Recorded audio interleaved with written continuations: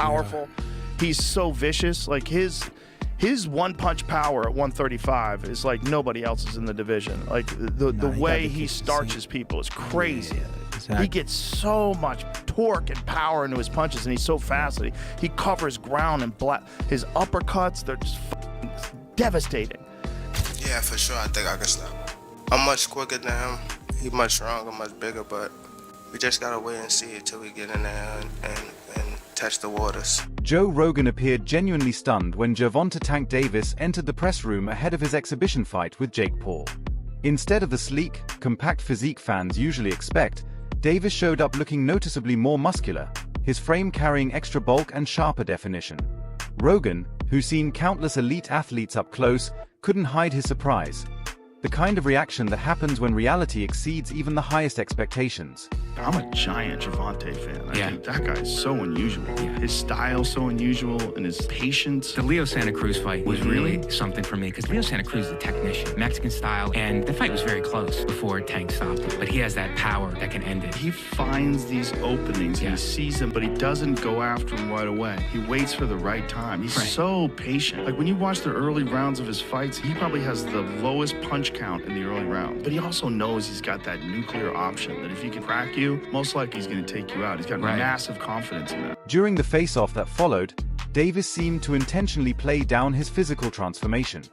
Rather than flexing or posing aggressively, he stood relaxed, often crossing his arms or slightly angling his body to hide parts of his build. The subtle body language looked deliberate, maybe a way to divert attention from how much has changed. Yet, even through the effort to conceal it, the difference was impossible to ignore.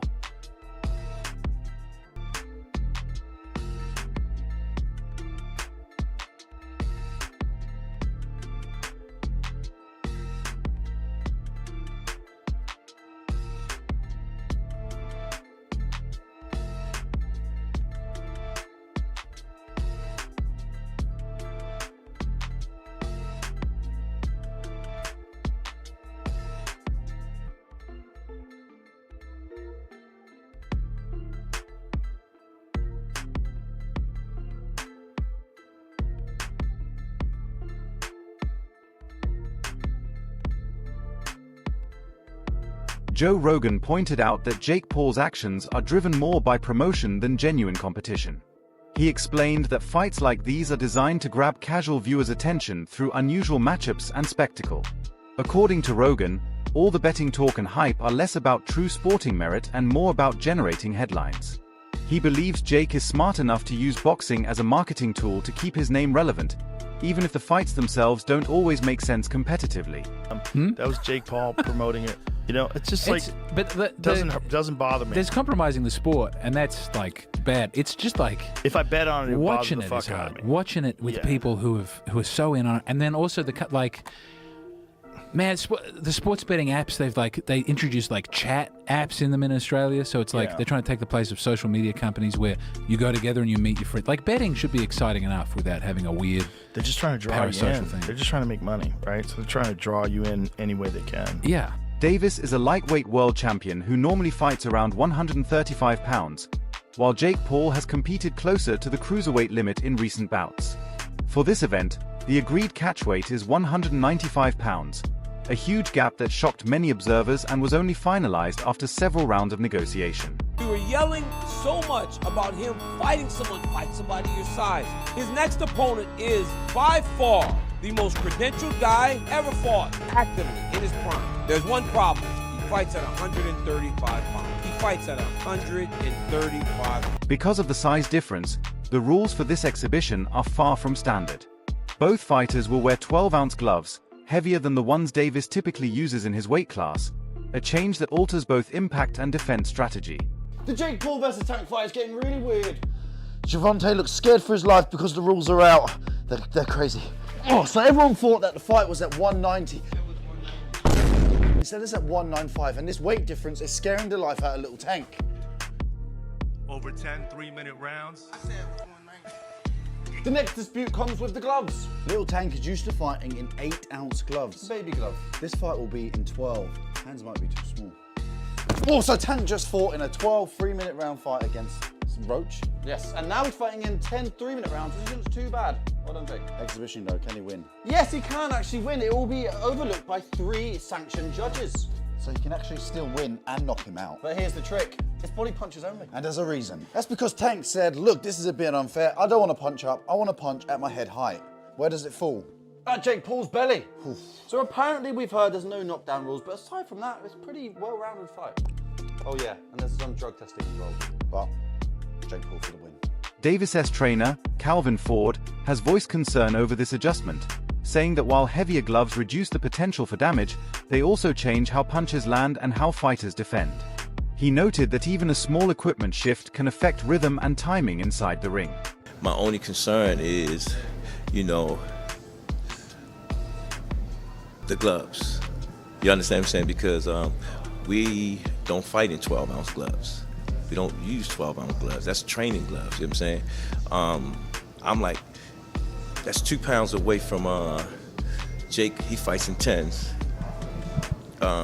Tank fighting 8s, so he losing 4 ounces. So my thing is, I said, they said, put Tank in 8s, put him in 10s.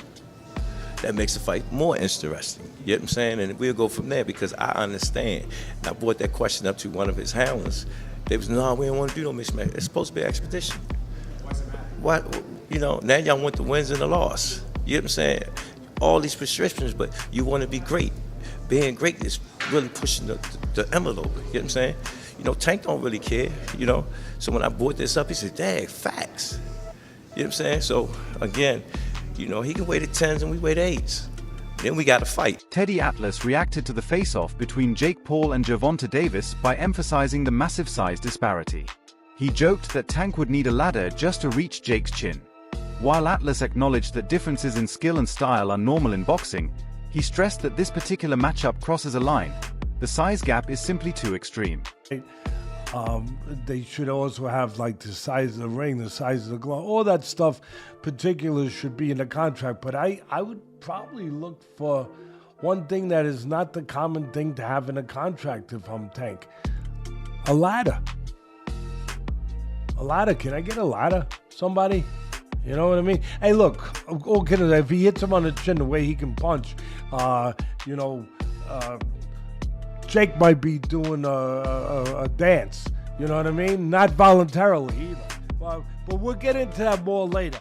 The thing that I'm talking about right here is what you said. It was stark. The size difference was really, you couldn't ignore it. We understand the talent difference, the experience difference. We understand all of that. But the size, the pure, and we understand small guys can beat big guys. We just saw Crawford do it to Canelo, but you know, a little different.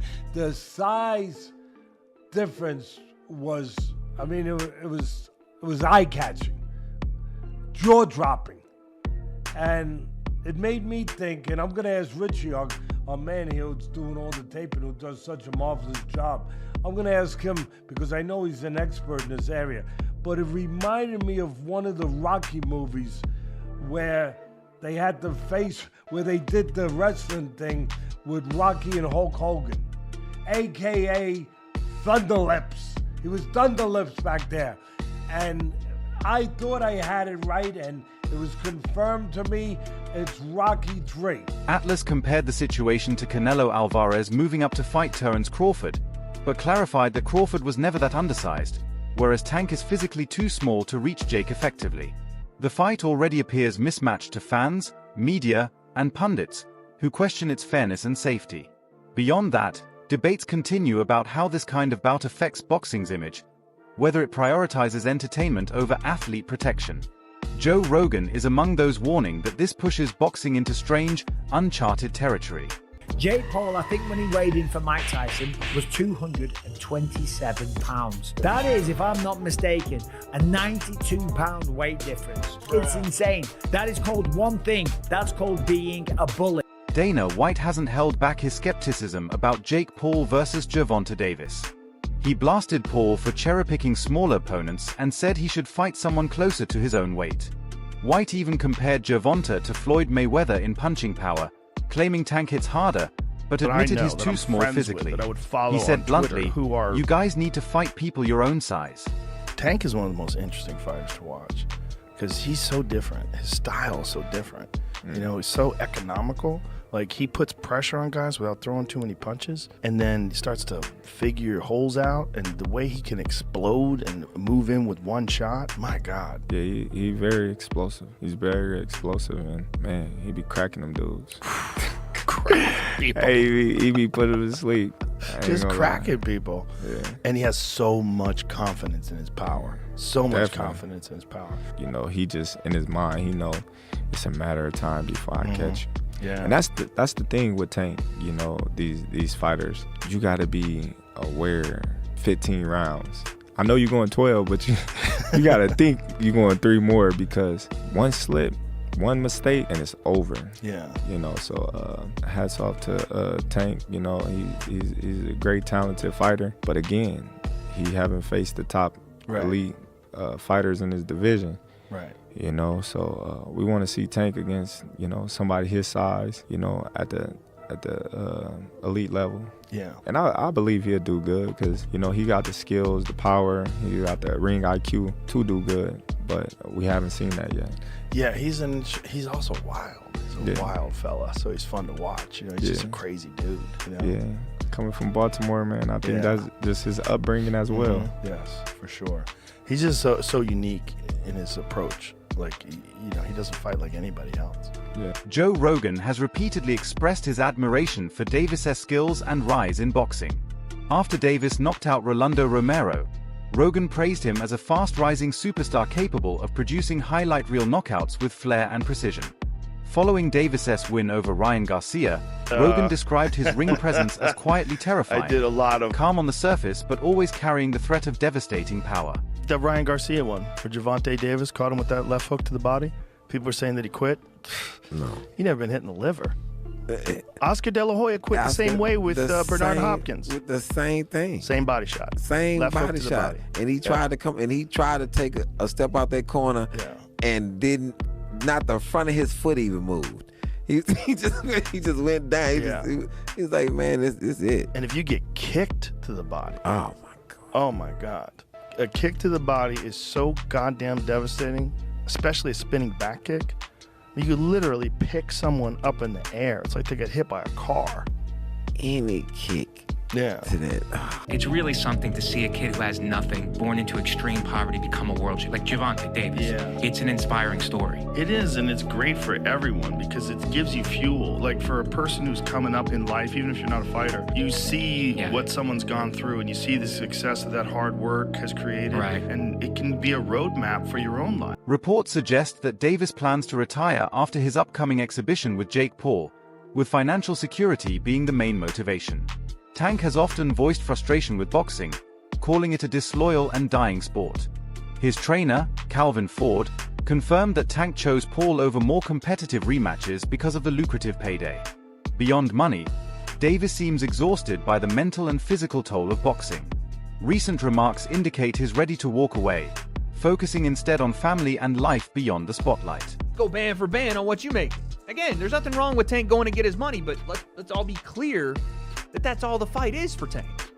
He's telling you without telling you that he's fighting Jake just because he's getting $40 million. So when we talk about boxing being dead, Tank has to line up at the front of the line. I can't blame him, but don't throw around, oh, boxing's dead and people switch sides and all of that. You chose not to be great. That's it. You chose not to be great. Stuff like that, choices like that will kill boxing. For sure. On a competitive level, it won't kill it on a business level. On a business level, until people run out of interest in these kind of matchups, it'll do well. On a competitive level, choosing not to fight the best will kill the sport. So maybe it's better if people like Tank aren't in the sport. And I don't even say that because I want that to be the case. I think Tank is ridiculously talented, but you can't want a fighter to fight more than what they want to. You can't. Tank fans or Tank people that like Tank and think he's one of the best, you can't want it for him. And then Shakur came back with, that's how I know you soft. I can't even go back and forth with you soft ass. You rather pop to me on social media than get in that fire and get embarrassed. I get it.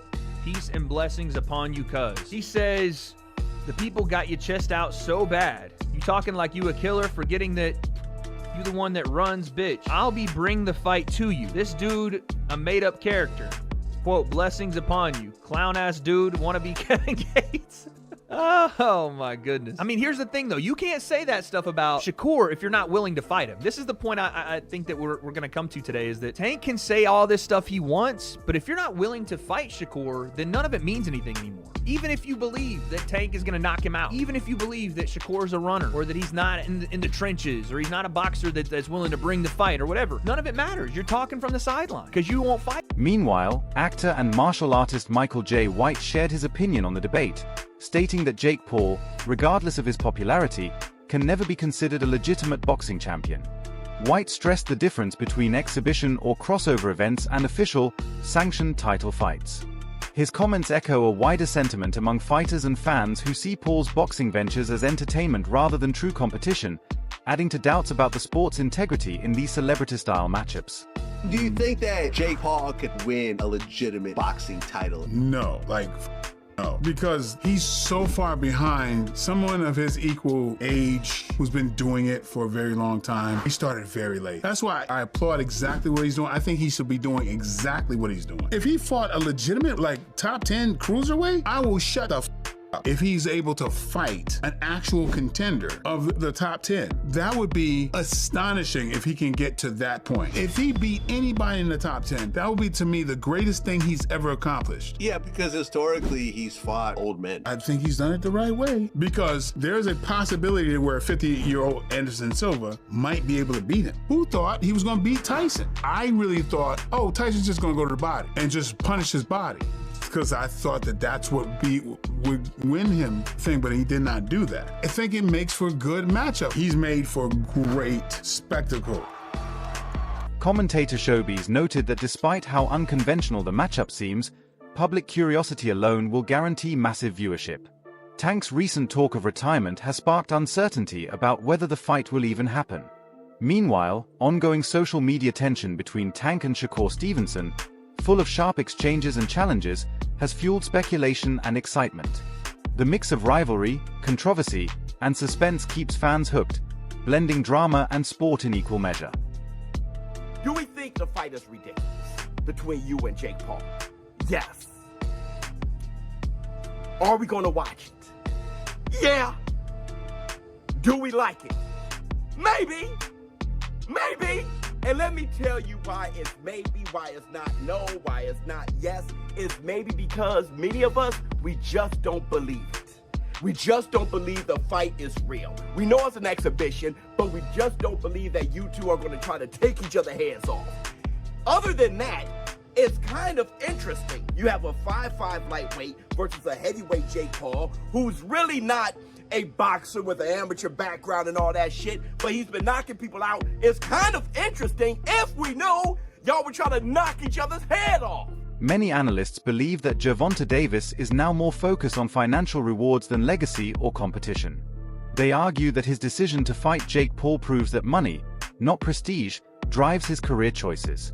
To persuade him to face elite fighters like Shakur Stevenson or Lamont Roach, promoters would need to offer the kind of paydays seen in Canelo Alvarez versus Terence Crawford events. At this stage, Davis seems motivated by wealth over glory, prioritizing major paychecks rather than historical achievement.